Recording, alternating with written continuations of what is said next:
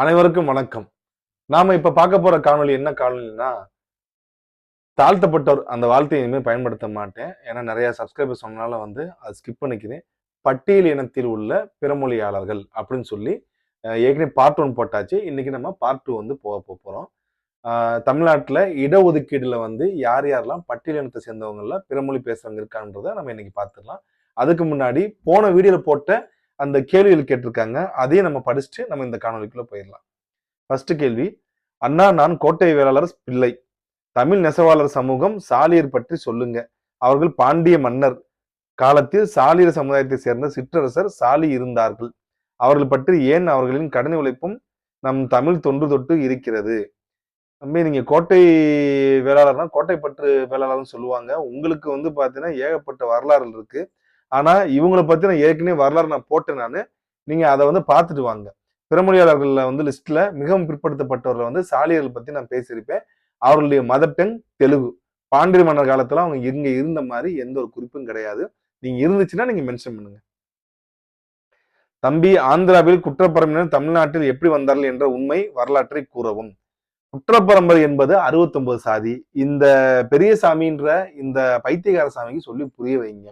இது ஒரு குறிப்பிட்ட சமுதாயத்தை பாத்தீங்கன்னா இழிவுபடுத்துறதுக்காக இந்த வார்த்தையை பயன்படுத்தி வருது. 69 சமுதாயத்துல வளையர் இருக்காங்க, குறவர் இருக்காங்க, ஏன் காலாடி என்கின்ற பல்லர் சமுதாயமும் அதுல இருக்குன்றது இதுக்கு சொல்லி புரிய வைங்க. இந்த மாதிரி கேள்வி எல்லாம் பாத்தீங்கன்னா தவிர்த்து போது நல்லதுன்னு பாக்குறேன். பட் இருந்தாலும் மக்களுக்கு தெரியணும்ல இதோட மனநிலை எப்படின்றது. அதுக்குதான் இல்லத்து பிள்ளை சாதியை பற்றி பதிவு தேவை சகோ. இப்ப கொஞ்ச நாளாவே சமூக வலைதளங்கள்ல ஒரு மிகப்பெரிய பிரச்சனை போயிட்டு இருக்கு. பிள்ளை அதாவது வெள்ளாளர்ல இவங்களாம் வெள்ளாளர் கிடையாது, வீரக்குடி வெள்ளாளர், சோழிய வெள்ளாளர் அப்படின்னு சொல்லி ஒரு 4-5 வெள்ளாளர் தவிர மத்த எல்லாருமே அவங்க கிடையாது. பிள்ளைன்னு சாதி பட்டம் போறவங்க எல்லாருமே வெள்ளாளர் கிடையாதுன்னு சொல்லி போயிட்டு இருக்காங்க. அதுல இந்த இல்லத்து பிள்ளைமார், ஈழத்து பிள்ளைமார், ஈழவர் அப்படின்னு சொல்லி இவங்க கேரளா பக்கம் கொண்டு போறாங்க இந்த சமுதாயத்தை. இலங்கை பக்கத்தை கொண்டு போறாங்க. ஆனா இவங்களோட மதர் டங் தமிழ் தான். இவங்க மதுரையில வாழ்ந்துட்டு இருக்காங்க, சிவகங்கை மாவட்டத்தில் வாழ்ந்துட்டு இருக்காங்க. இவங்க வேளாளர் மத்த வேளாளர் கூடயும் பெண் கொடுத்து பெண் எடுக்கிறாங்க. பட் ஆய்வுக்கு கண்டிப்பா நான் எடுத்துக்கிறேன். அண்ணா, கர்நாடகாவிலிருந்து தலக்காடு, கங்கர், ஹொய்சாளர் விஜயநகர பேரரசின் காலத்தில் மேற்கு தமிழகத்தில் கொங்கு நாட்டில் கன்னட மொழி பேசும் மக்கள் குடியேற்றம் நிகழ்ந்தது என்றும் அதைவிட அதிக அளவில் மைசூர் உடையார் ஆட்சி பதிவுகள் ஹைதர் அலி, திப்பு சுல்தான் காலத்தில் கொங்கு நாட்டில் கன்னடர்கள் மிகவும் அதிகமாக குடியேற்றங்கள் நடந்தது என்று கோயம்புத்தூர் மாவட்டத்தில் சென்ற போது செவிவெளி செய்திகள் கதைகள் மூலம் மற்றும் மைசூரில் இருந்து சத்தியமங்கலம், ஊட்டி, கோயம்புத்தூர் மாவட்டம், ஈரோடு மாவட்டம், மாதேஸ்வரம் மலை வழியாக சேலம் மாவட்டம், திண்டுக்கல் மாவட்டம், தேனி மாவட்டம், மதுரை மாவட்டம், அருப்புக்கோட்டை, விருதுநகர் மாவட்டத்தில் திருச்சி, துறையூர், திருவரங்கம், காஞ்சிபுரம், வேலூர், திருப்பூர், திருப்பத்தூர், ராணிப்பேட்டை, திருவண்ணாமலை என ஹைதர் அலி, திப்பு சுல்தான் காலத்தில் நடந்த கன்னட மொழி பேசும் மக்கள் குடியேற்றம் பற்றி நீங்க ஆய்வு செய்தால் கண்டிப்பாக அஜிலாஸ் பற்றியும் தகவல் கிடைக்கும். ரொம்ப ரொம்ப நன்றி தம்பி. நீங்க சொன்ன வார்த்தை எனக்கு இந்த எப்படி மைக்ரேஷன்றத நீங்க நல்லா சொல்லியிருக்கீங்க. நான் இதை ஆய்வுக்கு கண்டிப்பா எடுத்துக்கிறேன். ரொம்ப ரொம்ப வேலிடான ஒரு கமெண்ட்டை நான் பாக்குறேன். இதை தாழ்த்தப்பட்டவர் என்ற வார்த்தையை பயன்படுத்த வேண்டாம். சட்ட வார்த்தை எஸ்சி ஆகும். ஷெட்யூல்டு என்றால் பட்டியல் என்று அர்த்தம், தமிழ் அர்த்தம். நன்றி, நான் மாத்திட்டேன். யாழ்ப்பாணம் குடியேற்றம் PDF என்ற நூலை பதிவிறக்கம் செய்து படித்தால் போலி தமிழ் தேசியம் எப்படி இலங்கை கட்டமைக்கப்பட்டது என்பதை அறிந்து கொள்ளலாம். யாழ்ப்பாண குடியேற்றத்தை பற்றி நான் ஃபுல்லா படிச்சிருக்கேன் அந்த புத்தகத்தை. உங்களுக்கு அதுல என்னன்றதை நேரடியாவே நீங்க கேள்வியா கேளுங்க. அண்ணா, கோலாஸ் பத்தி வீடியோ போட்டுருவோம். டிஎன்சி போடுங்க, டிநோட்டிஃபை ட்ரைப் பத்தி போடுங்கன்னு சொல்லியிருக்காப்புல. கண்டிப்பா சிடி ஆக்ட் பிளஸ் பாத்தீங்கன்னா நம்மளோட சீர்மரபினர்கள் 69 சாதி எப்படி வந்துச்சு, யார் யாரும் எப்படி இருக்காங்க அப்படின்றத நான் கண்டிப்பா ஒரு காணொலி போடுறேன். வடக்கன் என்ன அர்த்தம் புரியல, முழுமா போடுங்க. மக்கள் தொகை கணக்கெடுக்கிற போது தெலுங்கு, கன்னடம் பேசும் மக்கள் தாய்மொழி பற்றிய கேள்விக்கு தமிழ் என்றுதான் பதிவு செய்திருக்கிறார்கள். தமிழ்நாட்டில் எந்த ஜாதி ஒரு ஜாதியை விட பிறமொழியாளரே அதிகம். தமிழ்நாட்டில் எந்த ஒரு ஜாதி விட பிறமொழியாளரே அதிகம். நீங்கள் மறுத்தாலும் இதுதான் உண்மை. அப்படி கிடையாது. சென்செக்ஸ் ஆஃப் இந்தியா 1881, 1891, 1901, 1911 அப்படின்னு சொல்லி கண்டினியூஸா 10 இயர்ஸ்க்கு பாத்தீங்கன்னா ஒன்ஸ் எடுத்திருக்காங்க. அதுல மதர் டங் என்னன்றது மென்ஷன் பண்ணிருக்காங்க. இப்ப இடையர்னு சொல்லி போட்டிருப்பாங்க, கல்லர்னு சொல்லி போட்டிருப்பாங்க, பல்லர்னு சொல்லி போட்டிருப்பாங்க, பள்ளின்னு சொல்லி போட்டிருப்பாங்க. ஆனா அவங்க மக்கள் தொகையும் போட்டிருப்பாங்க. அவங்கள பத்தி உள்ள கிளாசிஃபை பண்றப்ப கல்டிவேட்டர், லேபர், மிலிட்டரி அப்படின்னு சொல்லி மென்ஷன் பண்ணியிருப்பாங்க. அதுல மதர் டங் என்னன்றதை மென்ஷன் பண்ணியிருக்காங்க. ஸோ தமிழ்நாட்டு பிறமொழியாளர்லாம் வந்து மிஞ்சி மிஞ்சி போனா ஒரு 7%, 8% கூட இருக்க மாட்டாங்கன்றதான் உண்மையான தகவல். தமிழ் திரு சோழபாண்டியன் அவர்களுக்கு அன்பான மற்றும் கண்டிப்பான வேண்டுகோள். யாரும் யாருக்கும் தாழ்ந்தவர் இல்லை. மேலும் தாய் தமிழ் குடிகளுக்குள் குடியடையாளம் மட்டுமே தவிர்த்து ஏற்றத்தாழ்வு என்பது விஜயநகர, வடுக, ஆரிய, திராவிட இழிப்பிறைகளால் உருவாக்கப்பட்டது. எனவே அரசால் வரையறை செய்யப்பட்ட பட்டியலின என குறிப்பிடவும். நன்றி. தமிழராய் இணைவோம். மாத்திட்டேங்க. எங்களை பற்றி பேசியதற்கு நன்றி அண்ணா. புல்லினத்து இளைய குலத்தில் பிறந்தமைக்கு பெருமை கொள்கிறேன். தமிழ் இறை ஈசன் மீது பக்தி கொண்ட சிவனடியார்களுக்கு தொண்டுகள் செய்த 22வது நாயன்மாரான பெருமிழலை குறும்பர் குடியில் பிறந்ததற்கு பெருமை கொள்கிறேன். குறும்பர்களை பத்தி கண்டிப்பாக நான் ஒரு மிகப்பெரிய ஆய்வு செய்து கண்டிப்பா வெளியிடுறேன். முடிந்த அளவுக்கு புத்தகம் கூட நான் எழுத பார்க்கிறேன். மிக்க நன்றி ஐயா. குறும்பர்களை பற்றி இன்னும் அதிக செய்திகளை சொல்லியிருக்கலாம் என கருதுகிறேன். சென்னையில் குறும்பர்கள் நிறைய வாழ்கின்றனர். நல்ல பண்பாளர்கள், உயர் அந்தஸ்தில் உள்ளவர்கள் உள்ளனர். டாக்டர் வசந்த்குமார் எம்டி, குழந்தைகள் நல மருத்துவர், குறும்பர் இனத்தை சேர்ந்தவர். இவருடைய உறவினர் ஒருவர் திரு கே வேதபிரசாத் பெல் ஏஜியமாக பணி உயர்வு பெற்று பணி ஓய்வு பெற்றவர். நேர்மையானவர். இவர்கள் கன்னட மொழியை தாய்மொழியாக கொண்டவர்கள். குறும்பர்களை பற்றி தமிழ் சங்க இலக்கியங்கள் நிறைய குறிப்புகள் உள்ளன. சென்னையில இருக்கவங்க தாய்மொழியை கன்னடம் பேசுறாங்க. திருச்சியில் இருக்கவங்க தமிழ் பேசுறாங்க. புதுக்கோட்டையில் இருக்கிறவங்க தமிழ் பேசுறாங்க. மதுரையில் இருக்கவங்க தமிழ் பேசுறாங்க. தேனியில் இருக்கிறவங்க கன்னடம் பேசுறாங்க. எது உண்மைன்றதை வந்து நம்ம ஆய்வு பண்ணி பார்த்துருவோங்க. ஓகே, இன்னைக்கு வந்து நம்ம பட்டியலினத்துல இருக்கக்கூடிய பிறமொழியாளர் பத்தி பார்க்க போற காணொலியில யாரை பார்க்க போறோம்னா ஐயனவர் அப்படின்ற கம்யூனிட்டி பத்தி பார்க்க போறோம். இவங்க கன்னியாகுமரி, செங்கோட்டை இந்த 2 மாவட்டங்கள்ல வந்து இவங்களுக்கு ஐயனவர்னு சொல்லி வந்து கம்யூனிட்டி சர்டிஃபிகேட் கொடுக்கப்படுது. இவங்களுடைய மதர் டங் என்னன்னா வந்து மலையாளம் தான். மலையாளம் தவிர வேற மொழி தெரியாது. தமிழ்நாட்டில் இருக்கிறனால தமிழும் கொஞ்சம் கொஞ்சம் பேசுறாங்க. அது மட்டும் இல்லாம இவங்களுடைய தொழில் வந்து பாத்தீங்கன்னா மேஜர் தொழில் என்னவா இருக்குன்னா இந்த டட்டி ட்ராப்பிங், அதாவது கல் இறக்குதல், பிளஸ் வந்து பார்த்தா லோக்கல் குளங்கொட்டையில வந்து பார்த்தோன்னா மீன் பிடிக்கிறது, அப்புறம் கல்டிவேட்டிங் சொல்லி குறிப்பிடப்பட்டிருக்கு. கல் இறக்கும் சமுதாயம் வந்து பாத்தீங்கன்னா வந்து ஈழவர்னு சொல்லி அழைக்கப்பட்டிருக்காங்க. பட் ஆனா இவங்களும் வந்து கல்லிறக்கல் தொழில் வந்து பண்றாங்க. இந்த ஐயனவர் கம்யூனிட்டி வந்து என்ன பண்றாங்கன்னா இப்ப இருக்கிற வந்து ஆய்வாளர்கள் பூரா என்ன கொண்டு போறாங்கன்னா இவங்க ஐயனவர், ஐயனார், எய்னார், எய்னர் அப்படின்னு சொல்லி தமிழ் எய்னர்கள் இருக்காங்களா, பாலைநிலத்து மக்களாக இருக்கக்கூடிய தமிழ் எய்னர்களோட இவங்க வந்து மேட்ச் பண்ணி கொண்டு வர்றாங்க.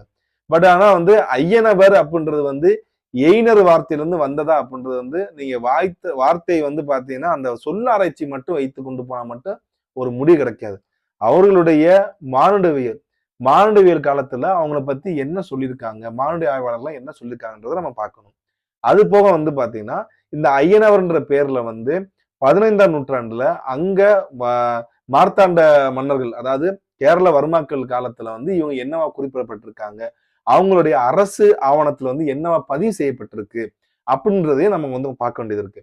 ஏன்னா எய்னர்கள் எப்படி இங்க இருந்து மைக்ரேட் ஆகி போனாங்க, அதுவும் கேரளான்ற பகுதி வந்து முழுக்க முழுக்க வந்து பாத்தீங்கன்னா மலையும் மலை சார்ந்த இடமும் காடும் காடு சார்ந்த இடமும் செழிப்பான பகுதியாக இருக்கக்கூடியது. ஆனா எய்னர்கள் வந்து பாத்தீங்கன்னா முழுக்க முழுக்க அவங்க ஒரு ட்ரைப், அவங்க முழுக்க முழுக்க ஹண்டிங் ட்ரைபு, பிளஸ் வந்து பாத்தீங்கன்னா வந்து ஆணிரை கவர்தல் அந்த மாதிரி ட்ரைபு. அவங்க வந்து எப்படி இந்த கல்லிறக்கும் தொழில் இருக்கக்கூடிய இவங்களோட எப்படி மேட்ச் ஆவாங்கன்றத வந்து நம்ம வந்து ஆய்வு பண்ணி தான் பார்க்காம நம்ம ஒரு முடிவுக்கு வர முடியாது. பட் இருந்தாலும் மலையாளிகள் வந்து இப்ப என்ன பண்றாங்கன்னா நிறைய அவங்களுக்குள்ள இருக்கின்ற ஒரு குடிப்பெயர்களையும் சாதிகளையும் என்ன பண்றாங்கன்னா தமிழர்களுடையும் தமிழ் மொழி கூடையும் தமிழ் சாதிகள் கூடையும் மேட்ச் பண்ணி ஆய்வுகளை வந்து பார்த்தீங்கன்னா நிறைய வந்து முன்னெடுக்க ஆரம்பிச்சிட்டாங்க. அவங்க வந்து பாத்தீங்கன்னா எங்களுடைய ஆன்செஸ்டர் வந்து தமிழர் என்பதை ஏற்றுக்கொள்ளக்கூடிய அந்த மனப்பக்குவத்துக்கு வந்து கொஞ்சம் கொஞ்சமா வந்து நகர ஆரம்பிச்சிட்டாங்க. சில சமஸ்கிருதவாதிகளும் சமஸ்கிருதத்தை உள்வாங்கிய வாதிகளும் தமிழை வந்து நீச பாஷை என்று சொல்கின்ற வாதிகள் மட்டும்தான் அதை மறுத்து கொண்டு வருகிறார்கள். Rest of the people, original மலையாளிகள் எல்லாருமே வந்து பாத்தீங்கன்னா அவங்க தமிழ் மொழி பக்கமும் தமிழர்களுடைய வாழ்வியல் பக்கமும் மானுடவியல் பக்கமும் நோக்கி நகர்ந்து வரார்கள் என்பதுதான் நிதர்சனமான உண்மை. அடுத்த கம்யூனிட்டி வந்து பாத்தீங்கன்னா வந்து பைரான்னு சொல்லுவாங்க. இந்த பைரா கம்யூனிட்டி வந்து பாத்தீங்கன்னா ரொம்ப ரொம்ப வந்து ஹண்டிங், ரொம்ப ஆக்ரோஷமான ஒரு கம்யூனிட்டி. அவங்க ஹண்டிங் கம்யூனிட்டி. அந்த ஹண்டிங் கம்யூனிட்டி வந்து என்ன பண்றாங்கன்னா காலங்காலமாவே அவங்க ஹண்டரா தான் இருக்காங்க. அப்ப என்ன ஆகுதுன்னா பிரிட்டிஷ் இந்தியால வந்து அந்த ஹண்டிங் வந்து பாத்தீங்கன்னா கண்ட்ரோல் பண்ண ஆரம்பிக்கிறாங்க. காடு வந்து பாத்தீங்கன்னா பிரிட்டிஷாருக்கு சொந்தம் அப்படின்னு சொல்லி முத கொண்டு வர்றாங்க.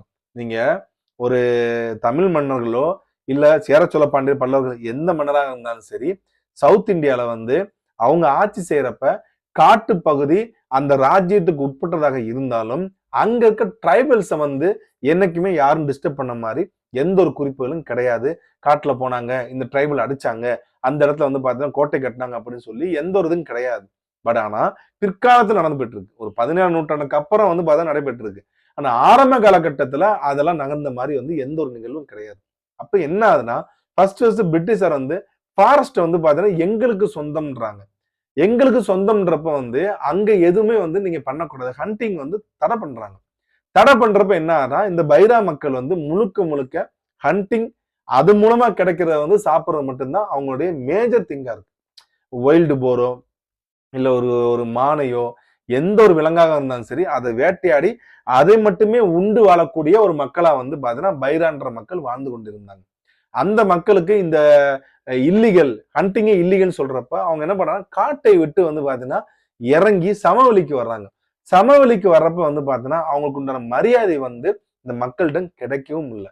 இதுதான் வந்து யதார்த்தமான உண்மை. ஏன்னா அவங்களுடைய பழக்க வழக்கங்கள், அவங்களுடைய வந்து திருமண முறைகள், அவங்களுடைய உடைகள், இது எல்லாமே வந்து பாத்தீங்கன்னா நம்ம ஒரு மனுஷங்களுக்கு வந்து ஒரு இருக்க ஒரு ஒரு இது என்னன்னா, ஒரு காட்டுவாசி அவனை பாரு ஆதிவாசி, அவனுக்கு வந்து நாகரிகம் கிடையாது அப்படின்னு மாதிரிலாம் பேசுவாங்க. ஆனா உண்மையிலே நாகரிகத்துல உச்சம் தொட்ட மக்கள் வந்து அவங்களா தான் இருப்பாங்க. அப்படி வரப்ப என்ன ஆகுதுன்னா, ஹண்டிங் இல்லாதப்ப, இவங்களுக்கு நிலமும் இல்லாதப்ப என்ன பண்ணுவாங்க, கூலி வேலைக்கு வந்து பார்த்தீங்கன்னா, வயிற்று பசிக்காக கூலி வேலைக்கு செல்ல ஆரம்பிக்கிறாங்க. அங்கேயும் மரியாதை கிடையாது. ஒரு லேபராவே வந்து பார்த்தீங்கன்னா வச்சிருந்து, இவங்க கடைசியில சமுதாயத்திலும் சரி, இந்த நாட்டிலும் சரி, ரொம்ப விளிம்பு நிலை மக்களாக வந்து பார்த்தீங்கன்னா தள்ளப்படுறாங்க. ஒரு ட்ரைபலா காலங்காலமா வந்து காட்டுக்கே ராஜாவா இருந்த அந்த மக்கள், பைரா மக்கள், கடைசியா வந்து பார்த்தீங்கன்னா, இந்த மாதிரி சூழ்நிலைக்கு தள்ளப்படுறாங்க. இவங்க கர்நாடகால வந்து பார்த்தீங்கன்னா, அந்த துளு ரீஜன் அந்த சைடு வந்து பார்த்தீங்கன்னா நெறைய பேர் இருக்காங்க. ஆனா இவங்க வந்து கன்னட மொழி தான் வந்து இன்னைக்கு பேசுறாங்க. இவங்களுக்கு ட்ரைபல் லாங்குவேஜ் இப்ப கிடையாது. ஏன்னா இவங்க வந்து கிட்டத்தட்ட 150 வருடங்கள், 200 வருடங்களுக்கு முன்பாகவே காட்ட விட்டு வெளியேறனால, அவங்களுடைய லாங்குவேஜ்ல வந்து மக்கள்ட்ட பேச முடியாதனால, பெருவாரியான மக்கள் பேசக்கூடிய கன்னட மொழியே வந்து பார்த்தீங்கன்னா, அந்த மொழியை விழுங்கி, அவங்களுடைய மதர் டங்காக இன்னைக்கு கன்னட மொழியே வந்து பேசிட்டு இருக்காங்க. இந்த பைரா மக்கள் வந்து கர்நாடகால எப்படி இருக்காங்களோ, அதே மாதிரி தமிழ்நாட்டுல வந்து திருவள்ளூர் மாவட்டத்துல வந்து பைரா மக்கள் வாழ்ந்து கொண்டிருக்கிறாங்க. பிரிட்டிஷ் காலத்துல வந்து அங்கிருந்து மைக்ரேட் ஆகி இவங்க அந்த கூலி வேலை செய்வதற்காக வந்து மெட்ராஸை சுத்தி இருக்கக்கூடிய அந்த நகரத்தை உருவாக்கக்கூடிய மக்களாக வந்து இவங்களும் வந்து பார்த்தீங்கன்னா பயன்படுத்தப்பட்டிருக்காங்க.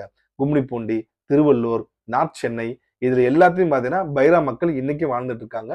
பைரான்னு சொல்லியே வந்து சர்டிபிகேட்டும் வந்து பார்த்தீங்கன்னா வாழ்ந்து கொண்டிருக்கிறாங்க. இவங்க தமிழ்நாட்டுல இந்த 2 கம்யூனிட்டியுமே வந்து பட்டியலினத்தில் இருக்கக்கூடிய மக்களுடைய இடஒதுக்கீடுல பங்கிட்டு வாழ்ந்து கொண்டிருக்கிறார்கள். நன்றி, வணக்கம்.